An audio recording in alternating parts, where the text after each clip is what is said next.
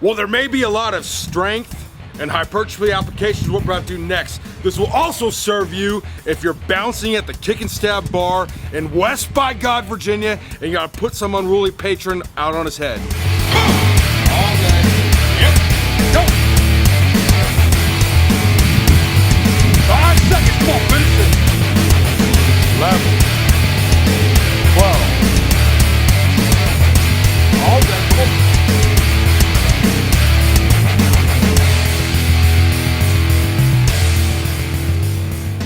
Okay, so today we started off with the deadlifts, okay? So Jonathan said his deadlift max was at 500 pounds. He's been stronger in the past, and I think he's probably above that now, but we want to introduce the method. It's it sort of has a mystique in the strength training world called wave loading. And with the Tijuana Barbell Club book, the book we just released a little while ago, that is one of the most popular programs in the book is the wave loading program here. So let me explain it to you a little bit. So with the wave loading, what it does is it primes the central nervous system or the contractile fibers of the muscle in such a way that the muscle is able to contract with much greater force in the subsequent sets. So what we do is you start off with about 89% of your max for 3 reps, go 94% of your max for 2 reps next, then 99% for 1. And you take about a 4-minute break between each set. If you're stronger, you need a little longer. If you're not strong, you need a little less.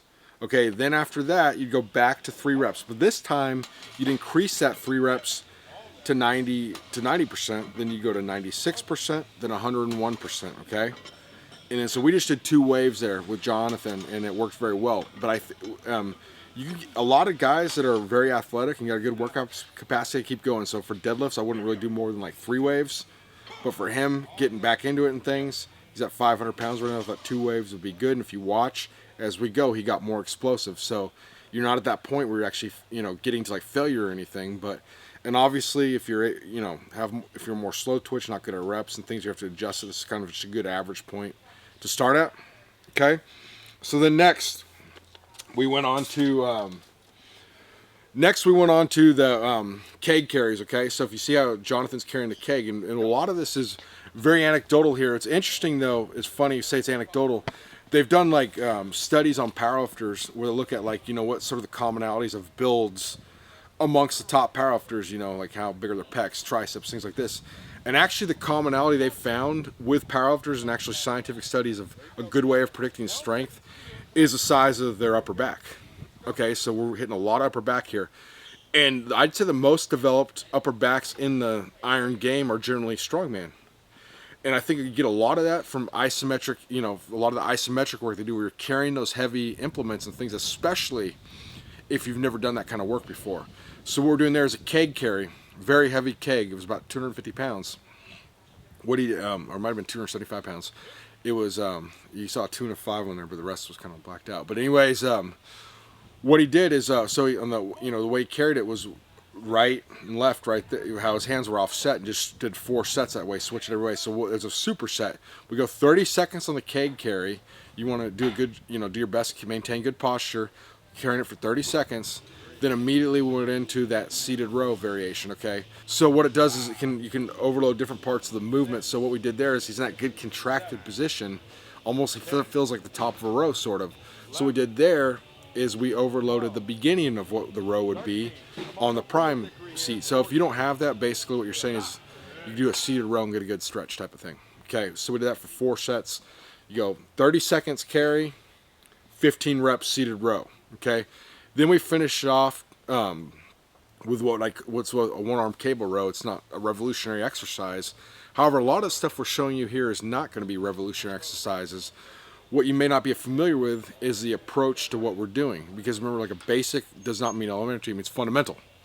So what we're doing there is 5 minutes there. He goes back and forth, 6 reps on the right, 6 reps on the left, no rest, back and forth, repeat that sequence for 5 minutes. So a lot of stuff we're doing here might not look like traditional hypertrophy, but as I said before, this isn't traditional hypertrophy. Most people don't have the cojones to do this in the first place. So, we did that, got that workout done in 55 minutes or so? Hauling ass, baby, but we got, real functional strength, build his work capacity, and some hypertrophy, and some great hypertrophy work in there. Awesome workout. And this workout is the, we call it what we call a thickness back workout. So for someone trying to really bring up their back, the second day they could do more stuff where they're focusing on, pull-ups, more vertical pulls, things like that. All day, come on. Other side. Man, that was actually, I liked it a lot. I'm always up for a challenge. I like to do different stuff. I mean, that's the thing about like bodybuilding in general. I feel like it's just gone too into the look more than like everything else. Like just, again, the aesthetics have diminished, and people being athletic, it's almost just, you don't really see it much. So, I want to bring a whole different avenue, and of course you can't have any better person than Josh over here.